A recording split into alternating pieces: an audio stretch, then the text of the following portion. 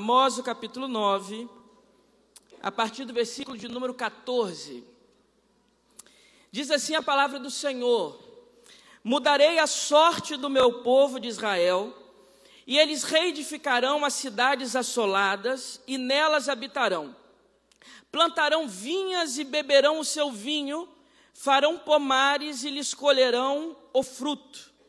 Plantá-los-ei na sua terra, e dessa terra que lhes dei, já não serão arrancados, diz o Senhor teu Deus.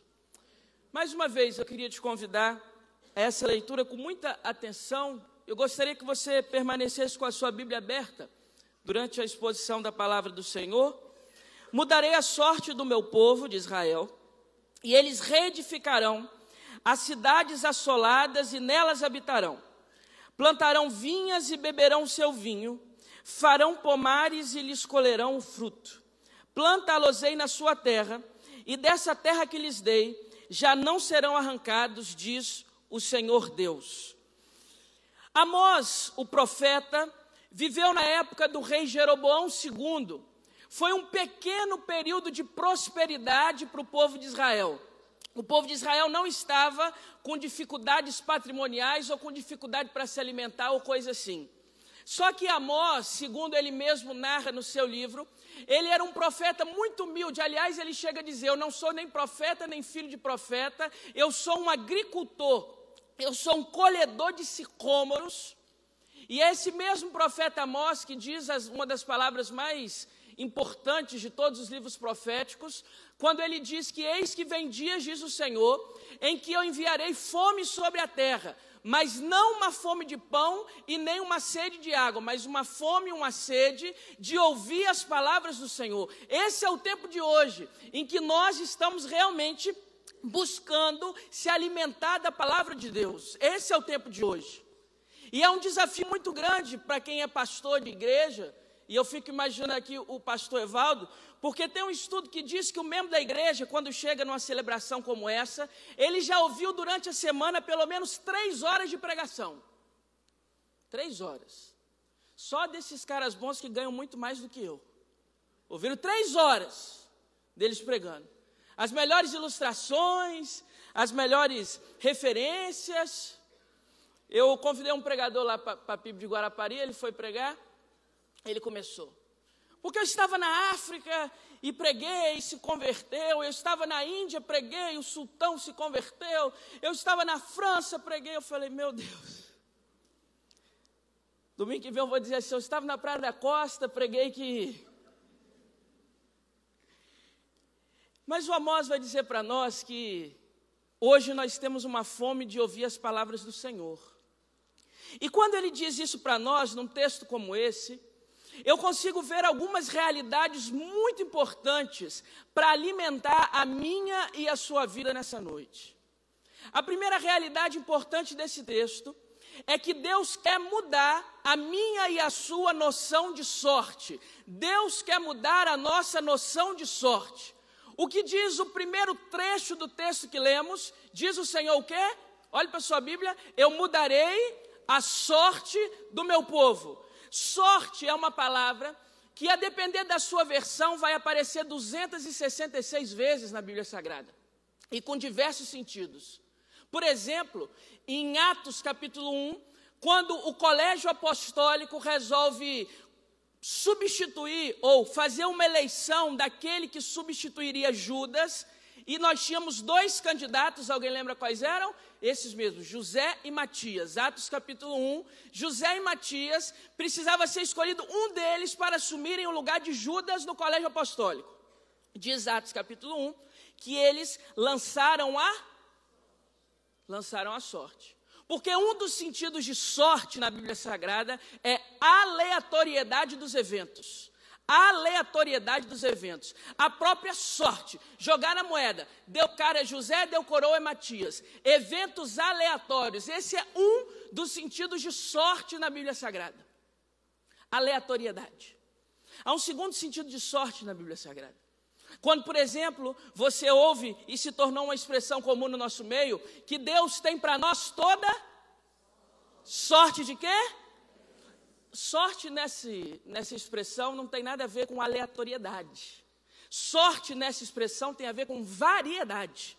Toda sorte de bênçãos. Deus tem muita bênção para te dar e bênção de todo tipo que existe. Eu tenho um costume lá na igreja de ir à porta, ao final da celebração, para abraçar a membresia.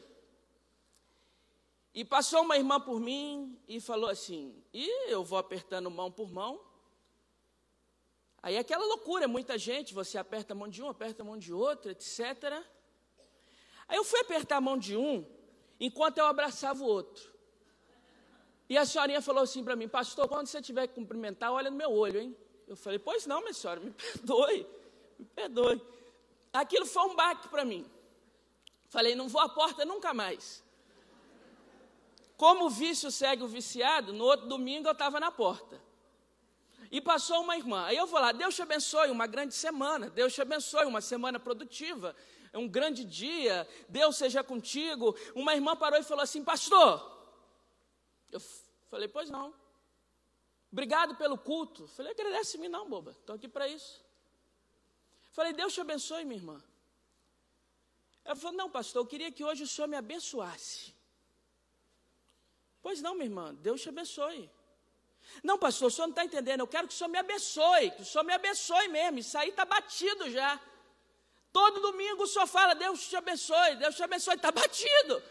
Eu falei, minha senhora, mas o que a senhora quer que eu... Não, pastor, eu quero que a senhora me abençoe. Eu falei, quer saber de uma coisa, minha irmã? Que Deus te unja com o poder do Espírito, que Deus te guarde, que Deus seja com a sua família, que o amor de Deus seja multiplicado na sua vida, triplicado na sua vida, que Deus te dê unção, te dê autoridade, te dê poder. A fila gigantesca, e eu falando para ela, que Deus conceda sobre a sua vida tudo de bom e toda sorte de bênçãos. É isso que a senhora queria? Pastor, agora eu posso ir em paz. Porque sorte na Bíblia também tem um sentido de variedade. Toda sorte de bênçãos, toda variedade de bênçãos. Mas há um terceiro e principal sentido de sorte na Bíblia Sagrada, que é o sentido que que o profeta Amós coloca nesse texto. É o sentido de continuidade dos acontecimentos da vida. Continuidade dos acontecimentos da vida. Quando o Senhor, Salmo de número 126, quando o Senhor restaurou a sorte de Sião, nós estávamos como os que sonham, então a nossa boca se encheu de alegria, etc. Isto é, nós estávamos cativos, saímos de um cativeiro, entramos em outro cativeiro, saímos de outro cativeiro, entramos num outro cativeiro e fomos para um quarto cativeiro. Isto é, a continuidade da nossa história, a continuidade da nossa vida é de cativeiro em cativeiro. Então, quando o Senhor restaurou a nossa sorte, isto é, quando o Senhor retirou a continuidade das tragédias que se abateram sobre a nossa vida, nós estávamos como os que sonham. O nosso Deus é um Deus que restaura a sorte. Eu me lembro, tem uns 3 anos isso, meu pai ficou doente, daí a pouco a minha avó ficou doente, daí a pouco meu tio ficou doente, daí a pouco uma tia que mora longe ficou doente, e ficou todo mundo doente lá em casa, um ciclo de doença. Eu me lembro que eu fui numa das praias de Guarapari, precisamente a Praia das Virtudes, eu olhei para o mar e eu falei assim, Deus, muda a minha sorte. Muda a continuidade dos acontecimentos sobre a minha vida. Tira, encerra esse ciclo de doença, que ora eu estou doente e agora eu preciso cuidar de alguém que está doente, e agora alguém tem que cuidar de mim, e eu não posso adoecer porque tem que cuidar de 1, de 2, de 3, de 4. Esse é o ciclo dos acontecimentos da minha vida. Deus muda a minha sorte. Quando Deus diz em Amós capítulo 9, mudarei a sorte do meu povo, Ele está dizendo assim, eu vou mudar a continuidade, o ciclo da sua vida. Os acontecimentos que vinham marcados de tragédia em tragédia, eu posso fazer florescer algo novo. Nosso Deus é um Deus que muda a nossa sorte. Você não entendeu o que eu falei? O nosso Deus, querido irmão, querida irmã, É um Deus que consegue romper com os ciclos dos acontecimentos da nossa vida. Você que tem colecionado frustrações, você que tem colecionado histórias de abandono, você que tem colecionado histórias de traição, histórias de luto, você que não supera um luto e já veio outro, você que não supera uma crise e já veio outra, você que vem de sucessões de falências, Deus pode mudar o ciclo dos acontecimentos sobre a sua vida, louvado seja o nome dEle. Deus muda a continuidade dos acontecimentos sobre a vida das pessoas. Mudarei a sorte do meu povo. Isto é, eu vou quebrar esse ciclo maldito sobre a sua vida, diz o Senhor Deus. Falar da igreja da gente é bom quando a gente não está lá. Eu não era pastor, não. E eu desci as escadas da minha igreja e uma irmã me abordou. Falei, pois não, minha irmã. Pastor, eu não era pastor. Abdala, eu tive um sonho com você. Pois não, minha irmã, diga. E nesse sonho Deus me mostrava que está para acontecer um negócio ruim sobre a sua vida. Então vim lhe dizer da parte do Senhor, para você vigiar. Falei, como é que é, minha irmã? Está para acontecer um negócio ruim sobre a minha vida? Ela falou, eu tive esse sonho e... Falei, minha senhora, com todo respeito, eu não era pastor, não tinha que agradar os outros. Minha senhora, com todo respeito, eu não acredito nisso. Como assim, pastor? O senhor não acredita em sonho? Acredito. Mas como assim você não acredita no meu? Não. Eu não acredito nisso, minha senhora. Como assim, pastor? Toma cuidado. Está vindo uma maré grande sobre a sua vida, uma tribulação. Deus me usa como profetisa para te alertar, para te dizer, etc. Eu falei, minha senhora, eu não acredito nisso.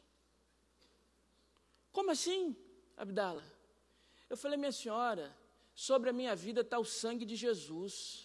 Sobre a minha vida está a autoridade do Espírito Santo de Deus que foi derramado sobre toda a carne. Sobre os meus ombros está o sangue redentor de Cristo. Não tem diabo que me toque, minha senhora. Não tem nada de ruim vindo para a minha vida, não. O meu Deus é galardoador daqueles que o buscam. Ele dá presente para nós, minha senhora. Eu não acredito nisso que a senhora está dizendo. Não tem nada de ruim vindo sobre a minha vida. E se tiver o sangue de Jesus, quando esse negócio ruim viu o sangue brilhando lá de longe, ele já fugiu, então eu não acredito nisso, minha senhora, tudo bem? Me virei pastor. Passou um tempo, virei pastor, e de lá para cá a profecia dela se cumpriu em parte, porque aconteceu muita coisa ruim, mas também aconteceu muita coisa boa. Me tornei pastor. Desço as mesmas escadas da mesma igreja, e essa senhora me para. Agora ela me chama de pastor e fala assim, pastor, eu tive um sonho contigo. Aí eu lembrei que eu era pastor, lembrei que é ela que paga o meu salário, lembrei de um monte de coisa. Pois não, minha irmã, eu quero lhe ouvir. Pastor, eu tive um sonho com o irmão, mas eu não queria acordar desse sonho, pastor, porque o sonho era muito bonito. Porque Deus me mostrava, pastor, que Ele tem um presente grande para te entregar, pastor. Deus me mostrava que Ele tem um presente para a sua vida e esse presente está chegando. Eu falei, minha senhora, eu acredito piamente nisso. Eu acredito piamente que a senhora tem sonhos e revelações. Eu acredito em tudo que Deus diz para a senhora. Eu acredito que a senhora é uma crente dessas boas, que Deus se revela claramente enquanto a senhora dorme. Eu quero dizer para a senhora que essa profecia que Deus te deu, eu recebo da parte de Jesus. Ela falou assim, pastor, você não está entendendo, o presente é muito grande. Eu falei, eu pago frete, minha senhora, fala quanto custa. Porque o meu Deus é um Deus que muda a sorte. Eu quero dizer para você que tem presente grande vindo para a sua vida, larga a mão de ser pessimista, meu irmão. De lá para cá, a minha igreja entendeu que eu sou altamente seletivo com revelação.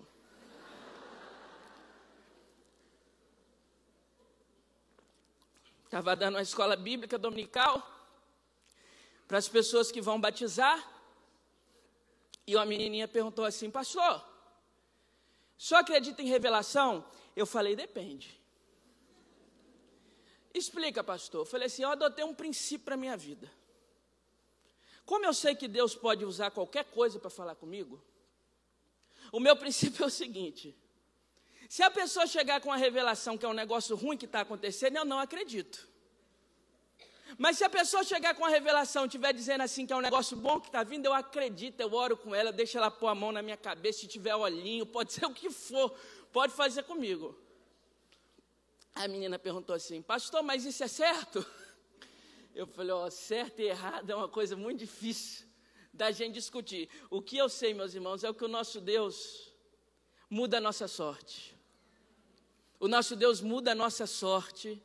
O nosso Deus muda a nossa sorte. Ele muda a nossa sorte. Ele muda o ciclo de acontecimentos sobre a nossa vida. Talvez eu fale nessa noite para você que tem amargado frustração atrás de frustração. Para você que tem amargado luto atrás de luto, abandono após de abandono. Eu aprendi que na vida, sentimento você nunca pega de volta. Se você empresta o seu carro para alguém, a pessoa te devolve. Se você empresta a sua casa, ela te devolve. Se você empresta dinheiro, às vezes ela te devolve. Se você empresta livro, livro não devolve. Mas se você empresta sentimento, você não pega de volta nunca mais. Você já viu alguém dizendo para o outro assim, me dá de volta os 3 anos que eu fui seu amigo e você me apunhalou? Me dá de volta os 5 anos que eu cuidei de você, coloquei você dentro da minha casa e hoje você é o pior inimigo que eu tenho. Me dá de volta esse tempo da nossa amizade, me dá de volta 10 anos que eu fui seu ombro amigo, que eu fui seu companheiro, você me apunhalou, você entrou na minha sociedade só para estragar a minha vida. Me dá de volta esse sentimento. Sentimento você não pega de volta. Talvez eu falo para pessoas nessa noite que tem vindo de sucessivas quedas sentimentais. Eu quero dizer que o Deus que muda a sorte está aqui. O Deus que muda a nossa sorte está aqui. O Deus que muda a nossa sorte, Ele está aqui. Porque os piores demônios que aparecem na nossa vida, meus irmãos, eles não vêm falando grosso e aqueles negócios de demônio não. Os piores demônios que aparecem nas nossas vidas, eles vêm de forma mansinha, entrando dentro da tua casa, falando daquilo que você quer ouvir, se misturando no seu casamento, se misturando na criação dos seus filhos. Esses são os piores demônios. Não tenha medo dos demônios que aparecem gritando, falando com voz grossa, entortando ferro, não, que isso é fichinha. Demônio perigoso é aquele que chega devagar na sua casa, em forma de uma amizade, e começa a conversar com seu marido, e começa a se meter na educação dos seus filhos. Cuidado com quem você coloca dentro da sua casa. Os piores demônios chegam destilando ódio. E daí a pouco, você que era uma pessoa que não falava mal de ninguém, agora se tornou um canal de fofoca. Daqui a pouco, você que era uma pessoa que só suspirava bons ares para os outros, está destilando ódio também, por conta de demônios travestidos em pessoas. O problema não é um endemoniado, o problema é o demonizado. Porque o endemoniado, segundo Jesus, é só você mandar sair. O demonizado não, ele chega devagarzinho, ele fala o que você quer ouvir. Eu tenho dito lá na igreja que tem certas pessoas que você deve evitar estar perto. E eles dizem, mas Deus não manda amar? Manda, você pode amar longe. Sabia disso? Você pode amar longe. É aquela pessoa que te faz mal, que te suga, ame. Compra uma passagem para ela para o Acre. E a ame. E a ame. Porque as piores pessoas que entram na nossa vida para acabar com a nossa sorte são as pessoas demonizadas. Isso me lembra um episódio. Eu fui diácono muito novo lá na igreja. Eu tinha 16 anos, quando a igreja me consagrou ao ministério diaconal. Aquele momento tudo muito novo, né? Fazendo visitas, situações que a gente só sabe quando visita mesmo, das mais diversas situações. E teve uma irmãzinha que chegou para mim e falou assim, Abdala, se você chegar numa casa e tiver um endemoniado, o que você faz? Eu falei, eu corro. O que eu faço? Ela falou, não, eu vou te ensinar a expulsar demônio. Eu falei, meu Deus, eu sou um diácono batista. Não tem isso. Não, eu vou te ensinar a expulsar demônio. Ela foi me ensinar a expulsar demônio. E o que ela disse faz sentido, pastor. Qualquer coisa o senhor me corrige. Ela falou assim, ó, demônio é o seguinte. Primeiro você olha no olho. Porque diabo nunca olha no seu olho. Vocês dois estão liberados, ok? O diabo nunca olha no seu olho. Segundo, pergunte com quem você está falando. A semelhança do que Jesus fazia, né? Qual o teu nome, legião? Manifeste-se. Então pergunte com quem você está falando. Olhou no olho, desviou o olhar. Agora pergunta com quem você está falando. Quando a legião, o demônio se manifestar, você manda sair em nome de Jesus. Então olha no olho, pergunta com quem está falando e manda sair em nome de Jesus. Eu fiquei com aquilo na minha cabeça. Pensa, um menino de 16 anos. Toda vez que eu ia visitar, eu entrava numa casa e eu dizia assim, olha no olho, pergunta quem está falando e manda sair em nome de Jesus. Olha no olho, pergunta quem está falando e manda sair em nome de Jesus. Olha no olho, pergunta... Era um culto de quinta-feira. O pastor da minha igreja era o pastor Doronésio. Foi até recentemente presidente da nossa convenção. Eu o sucedi lá em Guarapari, ele está na PIB de Vitória. Era uma quinta-feira que ele não estava, porque quando ele estava, o demônio não ia no culto. Ele não estava. Aí tinha uma senhorinha, Sidney, tinha uma senhorinha assim no final, e eu de escala de diácono, sozinho. A senhorinha começou a tremer e caiu. Eu falei, pronto. E ela tremia assim, olhei para um lado, olhei para o outro, só eu de escala. Olhei para a rua para ver se tinha algum assembleiano passando para me ajudar. Não tinha assembleiano nenhum passando. Eu falei, sou eu.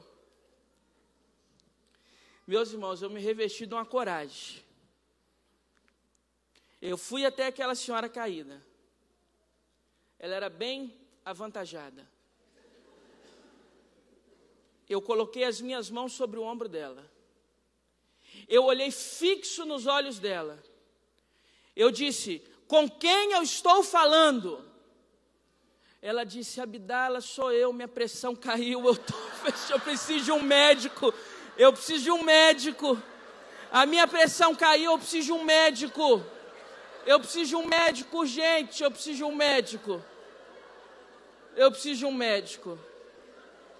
Sabe por que eu estou dizendo isso para você, meu irmão? Porque esse tipo de demônio que fala grosso é fichinha. Não se preocupa com isso não. Olha no olho, pergunta quem está falando e manda sair. Sabe? Agora se preocupe com aquelas pessoas que entram na sua vida para te destruir. Se preocupe com aquelas pessoas que entram na sua vida para te derrubar. Se preocupa com aquelas pessoas que só têm uma missão, que é ferir o seu sentimento. Eu estou dizendo isso para você, porque ao passo que Deus quer mudar a nossa sorte, tem muita gente querendo destruir a nossa sorte. Tem muita gente querendo que o nosso ciclo de vida permaneça o mesmo, de decepção em decepção, de traição em traição, de relacionamento que dá errado em relacionamento que dá errado. Tem muita gente que está pronta, que o diabo envia para destruir a sua sorte. Eu quero te dizer que acima de todas essas pessoas, eu creio num Deus que muda a nossa sorte. O Deus da glória que está aqui é um Deus que muda a nossa sorte. Levantai, ó portas, as vossas cabeças, levantai, ó portais eternos, para que entre o Rei da Glória. O Rei da Glória está aqui e Ele pode mudar a minha e a sua sorte em nome de Jesus. Louvado seja Deus. O nosso Deus muda a nossa sorte. Mas o texto de Amós diz uma segunda coisa. Mudarei a sorte do meu povo. E eles, está com a sua Bíblia aberta? Eles reedificarão as cidades assoladas e nelas habitarão.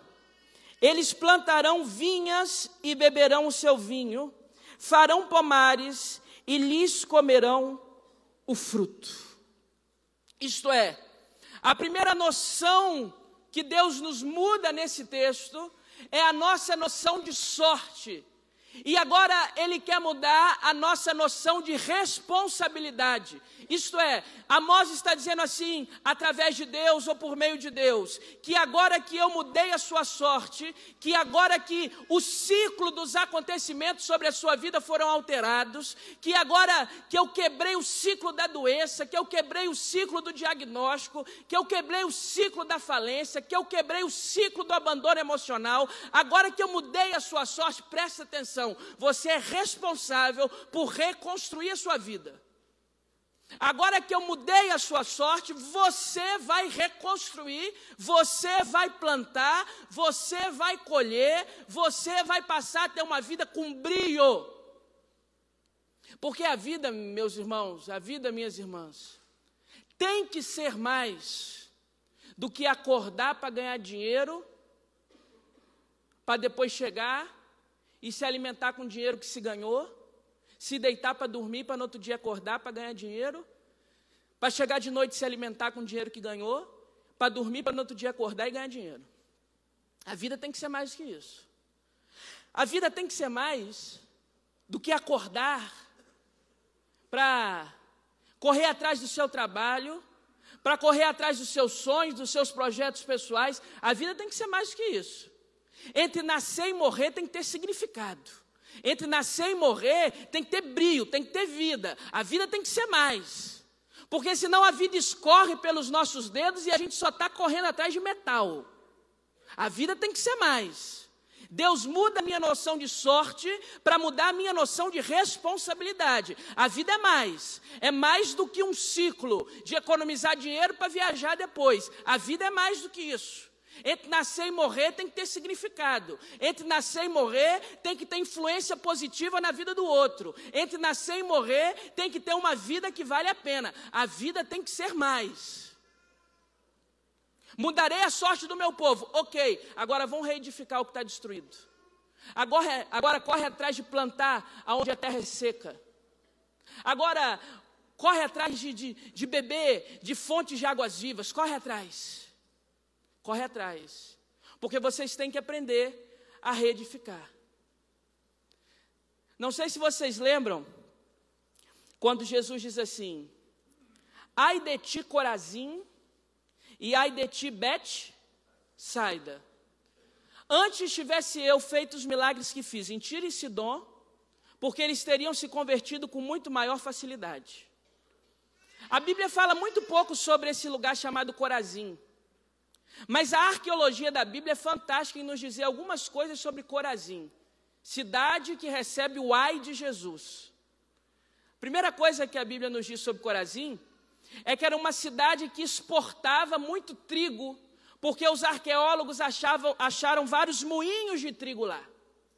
Eles tinham muito fluxo de dinheiro pela exportação de trigo. A segunda coisa que os arqueólogos da Bíblia acharam sobre Corazim é que o povo de lá era tão abastado que em toda a cidade judaica os tanques de purificação para as pessoas se banharem ficavam nos lugares públicos. Isto é, tinham tanques de purificação no meio de uma praça para que os judeus fizessem o seu ritual de purificação. Segundo a arqueologia bíblica em Corazim, cada casa tinha um tanque de purificação. O povo era tão rico que eles tinham água em tanque em cada um de seus quintais. Então era uma cidade com muito trigo e uma cidade com muita água. Sabe por que Jesus diz assim, ai de ti Corazim? Primeiro, porque eles tinham muito moinho de trigo. Eles ganharam muito dinheiro com trigo, mas não conheceram o sabor do pão vivo que desceu do céu.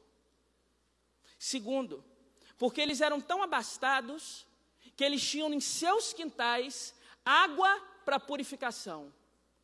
Cada morador de Corazim tinha um tanque com água à sua disposição, mas não conheceram a água da vida que sacia a sede eternamente.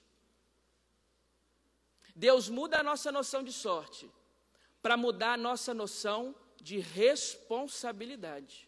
Vocês vão reedificar, vocês vão plantar, vocês vão encontrar o significado da vida. A vida é mais do que só isso. A vida é mais. A vida é mais. Terceiro e último lugar, diz o versículo 15: e eu plantá-los-ei na sua terra, e dessa terra que eu vos dei, ninguém lhes tirará jamais, assim diz o Senhor. Deus muda a nossa noção de sorte, Deus muda a nossa noção de responsabilidade, e por fim Deus muda a nossa noção de dependência. Sabe por quê? Se você prestar atenção no texto de Amós, na profecia de Amós, você vai entender uma coisa muito importante, que quando Deus dá uma ordem, isto é, quando Deus expressa através do profeta aquilo que nós temos que fazer, Ele diz: vocês reedificarão, vocês reconstruirão, vocês plantarão. Ponto. Versículo 15, que é o último versículo desse livro. Agora Deus diz assim, preste atenção: agora eu vou plantar vocês numa terra. Agora eu vou plantar vocês numa terra. Mudei a sua sorte, você começou a reedificar, agora preste atenção, eu vou plantar vocês ali. No lugar onde eu plantar vocês, ninguém pode tirar, louvado seja Deus por isso. Essa é a noção de dependência da Bíblia Sagrada. A noção de que onde Deus nos coloca, ninguém pode nos tirar. Lembra da oração de Jabez? Ó, tomara que me abençoes, que alargues as minhas tendas, que seja comigo a tua mão, de modo que não me sobrevenha aflição alguma. Sabe o que é alargar tendas? Lá no livro de Crônicas, das Crônicas. É mais ou menos o seguinte o que Jabez está dizendo. Eu tenho um espaço que Deus me deu, e esse espaço está marcado por 4 estacas. Quando eu oro, Deus, alargue as minhas tendas, eu estou dizendo, Deus, tire as minhas estacas de lugar e finque as minhas estacas em lugar mais longe. Eu preciso de mais terra, eu quero ser próspero, disse Jabez. E não é pecado nenhum pedir prosperidade ao Senhor. Tira as estacas do lugar e alargue a tenda. Todas as vezes que Deus quer te plantar em algum lugar, todas as vezes que Deus quer colocar você em algum lugar, todas as vezes que você pede para Deus alargar suas tendas, te plantar em algum lugar, tem um movimento que dói. Sabe qual que é o movimento? Tirar a estaca do local onde ela está. Para Deus alargar a tenda, Ele tem que tirar a estaca do lugar de onde está. E tirar as nossas estacas dói. Tirar as nossas estacas dói. Mexer com o nosso comodismo dói, mexer com os nossos vícios quietos dói, porque tem gente que é viciada em cigarro, mas tem gente que é viciada em mentira. Tem gente que é viciada em bebida, mas tem gente que é viciada em vida dupla. Aí Deus quer alargar as nossas tendas, Ele tira uma estaca do lugar para fincá-la num lugar mais longe. Talvez eu fale aqui nessa noite, para algum irmão e alguma irmã, que está vivendo exatamente esse momento, que Deus tirou uma estaca sua do lugar, e você está ferido, e você está ferida, e você está sangrando, e você não está se aguentando em pé, e você tem um peso enorme sobre a sua vida de ter que cuidar de tudo e de todos, e a responsabilidade da sua família está sobre os seus ombros, e Deus tirou uma estaca, e você está sangrando, e você está moída. Eu quero dizer para vocês, pelo poder que há no sangue de Jesus, pela autoridade que há no Espírito do Senhor, que Deus só tira as nossas estacas de lugar para alargar as nossas tendas. Deus só tira a nossa estaca de lugar para nos dar mais. Para nos dar mais. Agora, diz Amós, eu preciso mudar em vocês a noção de dependência. Eu quero dizer para vocês que quando estiver sangrando, quando estiver doendo, é porque daqui a pouco eu vou colocar essa estaca num lugar maior. Plantá-los-ei na terra que eu vos darei, e onde eu plantar vocês, ninguém vai tirá-los. Sabe onde Deus te plantou nessa noite? Nessa igreja. nessa celebração para ouvir um pastor que pegou a Rodossol todinha para estar aqui, para te dizer que Deus pode mudar a sua sorte. E que se há um ambiente possível para que isso aconteça, é o ambiente da celebração. Eu sou fascinado com igreja. Tem uns pastores aí hoje em dia, que eles descobriram uma modinha que é assim: a minha igreja é uma igreja para quem não gosta de igreja. Lá em Guarapari isso não funciona não. A minha igreja é para quem gosta de igreja. Que eu gosto, eu mando abraçar, você dá uns 50 abraços no culto lá na igreja. Tem gente que não gosta, aí já foram embora, veio uns 5 que gostavam, então vai 1, vai 5, está ótimo, continuar nessa proporção. Lá a gente gosta de igreja. É bem verdade que a gente sabe que a igreja há algum tempo não cumpre o seu papel para com a vida das pessoas, eu sei disso, eu sei plenamente disso. Mas eu sou fascinado com a igreja.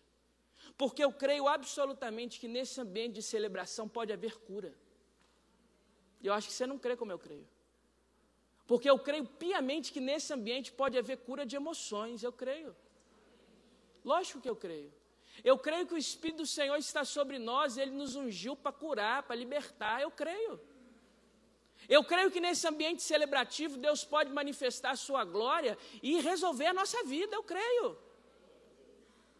Eu creio que quando a gente vem ao altar do Senhor, num desses apelos, e a gente vem com fé e diz assim: Deus, é isso, eu creio que tem um negócio espiritual que arrasta a pessoa até aqui. Quando eu era adolescente, toda apelo eu ia lá na frente, o pessoal ria de mim a beça.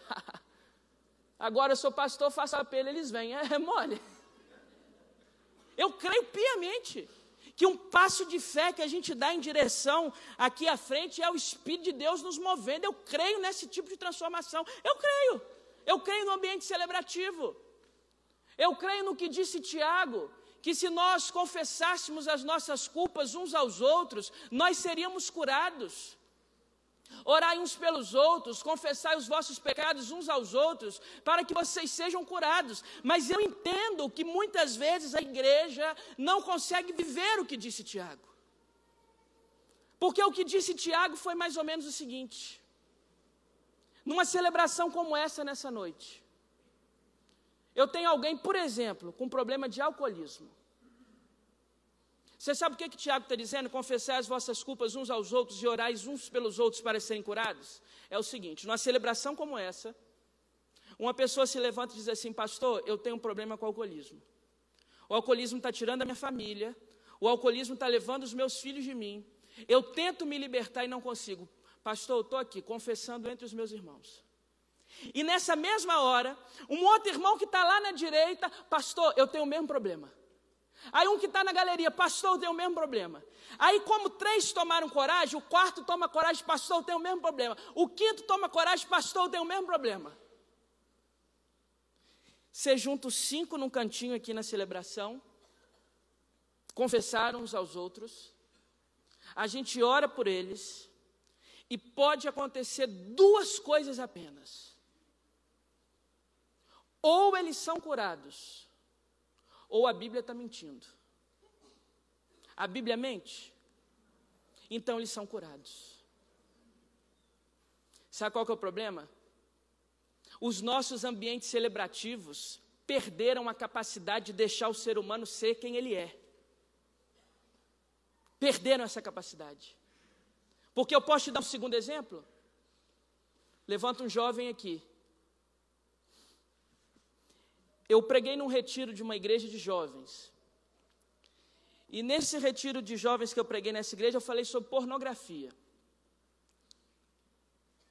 Um rapazinho tomou coragem, foi lá e falou assim: pastor, eu sou viciado em pornografia.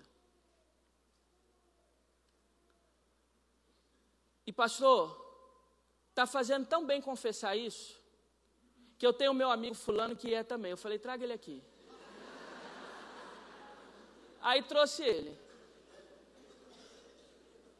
Eu falei: só são vocês 2? Não, pastor, tem mais 3. Falei: traga. Juntamos aqui o pessoal que era viciado em pornografia. Oramos por eles. Eles confessaram uns aos outros no ambiente milagroso da celebração. Isso já tem mais de 8 meses. Há 15 dias eu recebi esse jovem no meu gabinete em Guarapari. Ele falou assim: pastor, eu não apenas estou liberto na pornografia, como aquele grupo que o senhor formou lá naquele dia, já tem 40 com a gente sendo liberto, louvado seja Deus. Você sabe o que Tiago quer dizer com isso? Que a igreja deveria ser, o ambiente celebrativo dessa noite deveria ser um ambiente em que o jovem se sinta à vontade de aqui agora, fala assim: pastor, olha só, pastor, eu sou viciado em pornografia. Aí o outro ia dizer assim: olha, eu sou também. Ah, mas eu tenho o mesmo problema. Aí o cara que nem é jovem ia dizer também a mesma coisa. Aí nós íamos chamar todo mundo aqui, íamos orar por eles, já confessaram uns aos outros no ambiente comunitário, no ambiente da consagração, no ambiente da fé. E poderia acontecer duas coisas com eles. Ou eles são curados ou a Bíblia mente. A Bíblia mente? Então eles são curados. Aí num ambiente milagroso como esse, um irmãozinho levanta a mão e fala assim: pastor, me ajuda, eu sou invejoso. A inveja me corrói. Eu sou uma pessoa absolutamente invejosa. Eu vejo o que é do outro, eu quero tomar. Eu cobiço a mulher do meu próximo. Pastor, me ajuda. Deus me tocou de uma forma tão sobrenatural aqui, que eu estou confessando, eu sou um sujeito invejoso. Aí lá na esquerda tem um, que o Espírito sopra onde quer, como quer, para que quer, se quer, João capítulo 3. Fala assim: ó pastor, eu sofro com o mesmo problema de inveja. Ó pastor, eu também. Ó pastor, eu também. Ó pastor, eu também. Junta todo mundo aqui que tem problema com inveja. A gente ora e pode acontecer duas coisas. Vocês já sabem qual que acontece. Onde é que nós vamos parar, meus irmãos? Que os nossos ambientes celebrativos não são mais espaço para cura. Onde é que nós vamos parar? Que os nossos ambientes celebrativos são muito mais espaço para a exposição de máscaras do que para a exposição do que a gente tem por dentro. Você sabe por que não tem mais tanta cura hoje quando tinha antigamente? É porque a gente tem vergonha de confessar aos outros. A gente tem vergonha de se aceitar. Sabe o que ia acontecer nessa noite se um jovenzinho levantasse e falasse que tem problema com pornografia? Sabe o que ia acontecer? Você sabe o que ia acontecer? Ia virar um escárnio o final dessa celebração. Você sabe disso.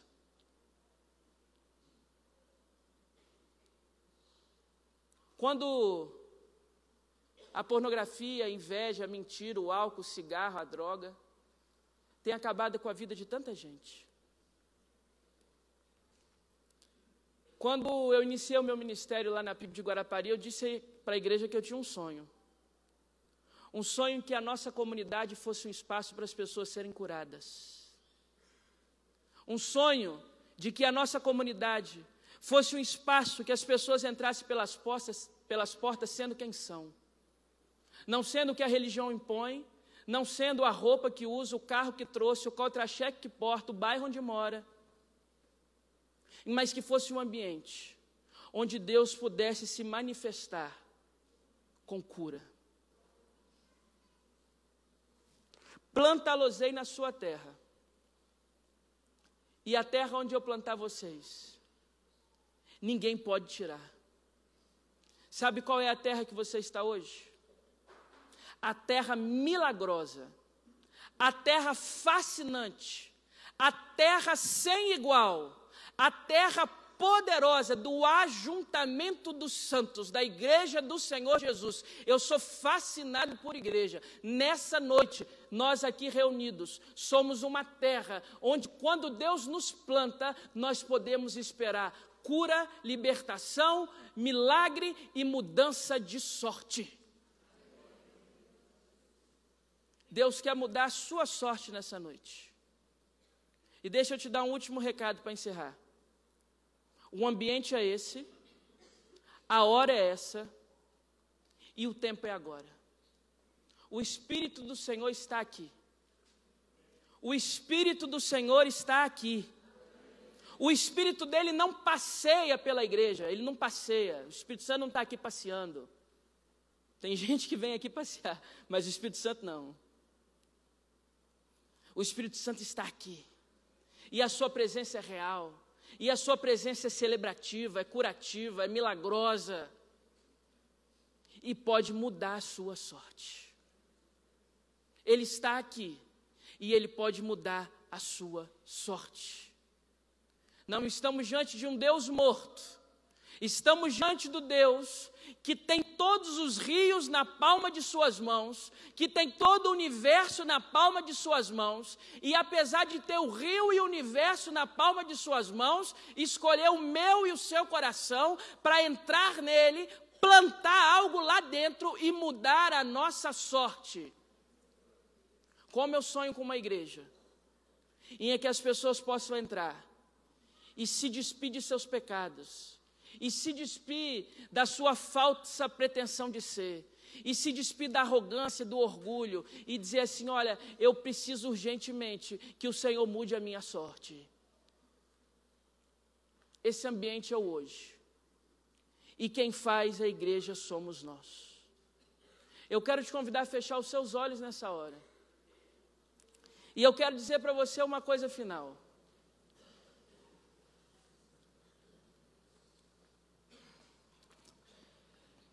Eu quero dizer para você que eu acredito integralmente que o Deus que criou os céus e a terra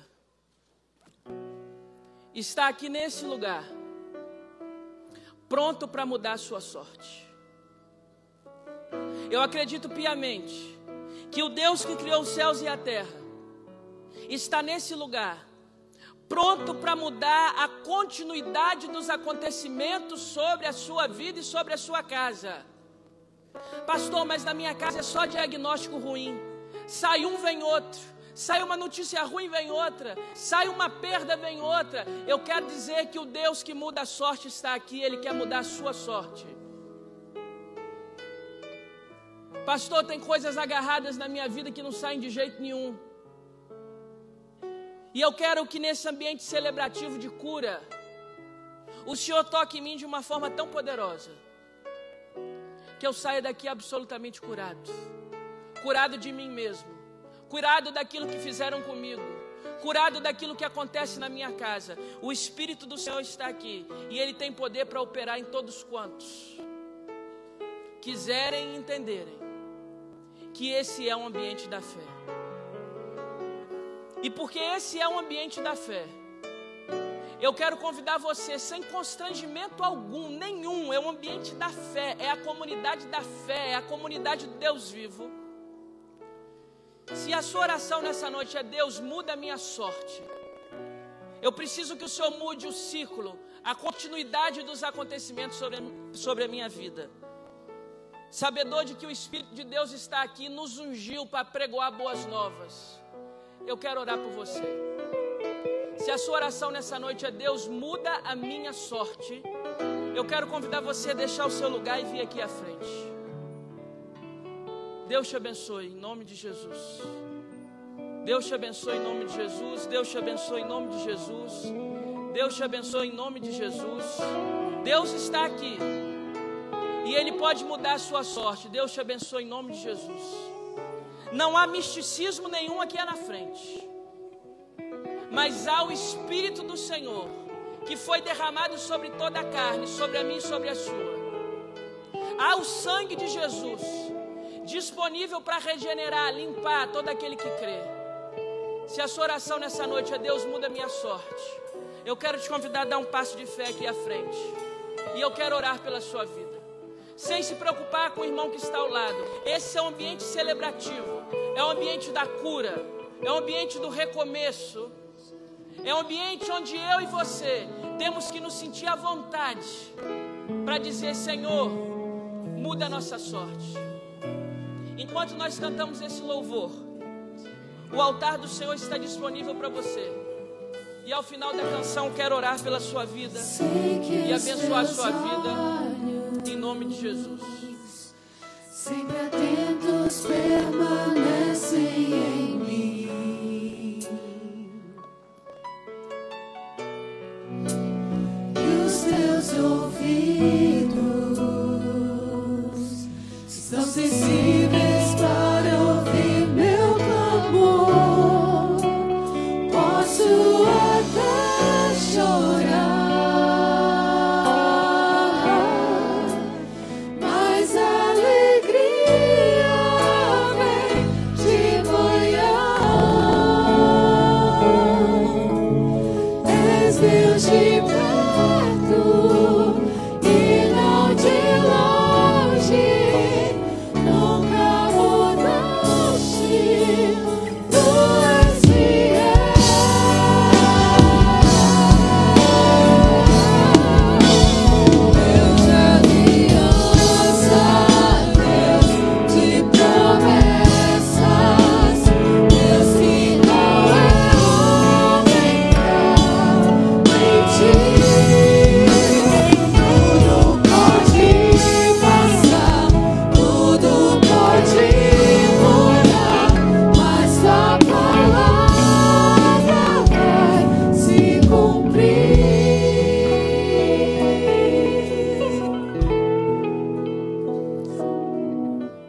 Pai querido, nós estamos diante do Senhor nessa noite,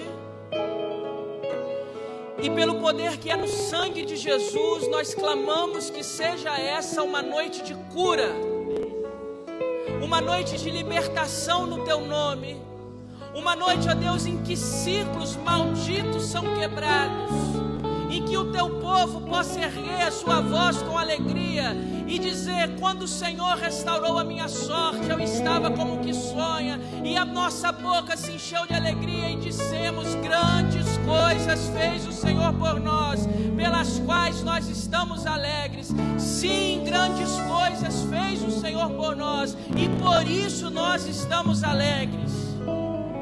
Ó Pai querido, essas pessoas que nesse ato de fé vêm aqui à frente, tanto aqui como ali na galeria, Pai, essas pessoas estão dizendo: Pai, nós cremos que o Senhor pode mudar a nossa sorte.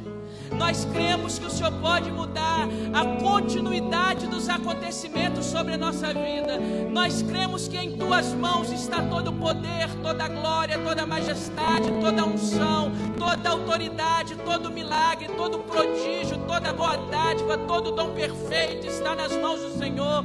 E essas mãos do Senhor descem nessa noite para nos tocar. Tocou-me, Jesus tocou-me, tocou-me, Jesus tocou-me. Quando o Senhor encheu meu coração, Ele tocou as nossas vidas e Ele nos toca nessa hora. Não há mais prisões para nós, não há mais falso julgamento para nós, não há mais abandono para nós, frustração para nós, problema emocional para nós, porque nessa noite o Rei que criou todo o universo tocou em nós, tocou-me, Jesus tocou-me. Ó Pai querido, ministra do Teu poder sobre essas vidas, ministra da Tua graça, ministra da Tua autoridade, ministra da Tua unção. Faz-os entender que quando parece que está doendo, que o Senhor tirou uma estaca, é porque o Senhor está para fincar essa estaca num lugar mais longe. O Senhor é o Deus que alarga as nossas tendas. Faz-os entender, Pai, que o lugar onde o Senhor nos planta, ninguém pode nos tirar. E faz, ó Deus, a primeira igreja batista na Praia da Costa um ambiente comunitário onde as pessoas entrem por essas portas para serem curadas pelo Senhor. Nós cremos que o Senhor está aqui e a Tua presença aqui não é inerte, não é apática, não é pálida. A tua presença aqui é poderosa, é eficaz, é transbordante, é gloriosa. É uma presença que inunda a nossa vida e refaz o nosso ser. Por isso, ó Deus, enxuga cada lágrima, e que não seja mais um apelo, que não seja mais uma celebração, mas que seja um marco, Senhor. O dia 12 de agosto de 2018, um marco onde o Senhor muda a nossa sorte. Muda a nossa sorte, Senhor. Ministra sobre nós da autoridade do Teu Espírito. Quebra das nossas vidas as cadeias. Livra-nos dos demonizados, daqueles que querem nos ferir, aqueles que querem acabar com a nossa sorte. E cobre-nos, ó Deus, com o sangue de Jesus. Limpa as nossas vestes, regenera a nossa vida. Porque nós cremos que há poder no sangue de Jesus. Nós cremos que há poder no sangue de Jesus. Nós cremos que há poder no sangue de Jesus. E o poder deste sangue está sendo derramado sobre nós nessa noite. E o Senhor colocará um novo riso na nossa vida, um novo fôlego, um novo fôlego. O nosso Pai está aqui, o nosso Abba Pai. E Tu tens glória suficiente, ó Deus, para inundar a nossa vida, refazer a nossa vida. Tu és o Rei da glória.